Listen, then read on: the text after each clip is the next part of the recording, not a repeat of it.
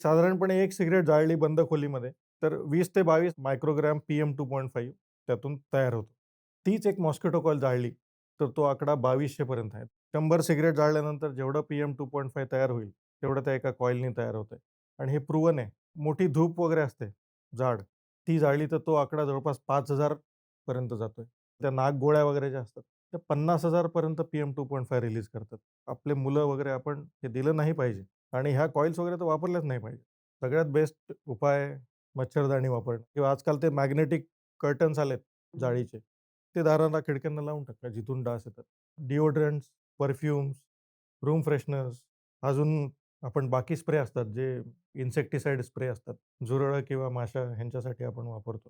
ह्याच्यातून सगळे हे हार्मफुल सबस्टन्सेस रिलीज होतात आणि that is major contributor for air pollution. आपल्याला ते काही ना काही पद्धत डेफिनेटली अव्हॉइड केलं पाहिजे.